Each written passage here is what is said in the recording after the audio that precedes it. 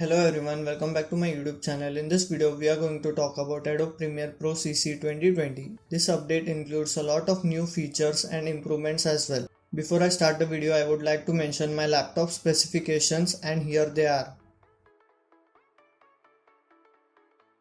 The first change that we can observe is in the logo and the loading screen. Both have been completely changed from previous version. It looks neat and clean.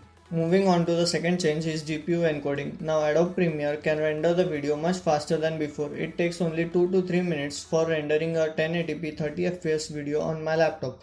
In the previous version, it used to take 5 to 10 minutes depending on the length of the video. Third change that I immediately observed after launching for the first time was in performance and user interface. The UI feels more responsive than before. The crashing issue with Premiere Pro CC has been fixed. If your hardware is weak to handle this software, then it will definitely crash.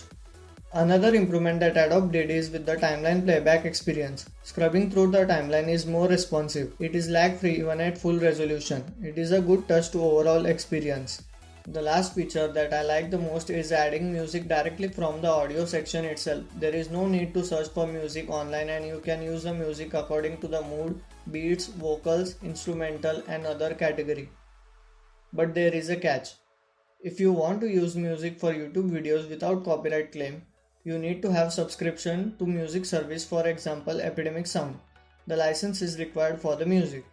In another case, if you want to use it for offline purpose or not uploading on YouTube, then you can use the music without any problem. That's it for this video. If you enjoyed this video, give a like, don't forget to hit the subscribe button and press the bell icon and select all option so that you get notification whenever I upload a new video. Comment your opinion about this video in the comment section below, and I would like to know what kind of videos do you want to see on my channel. I will see you in the next video.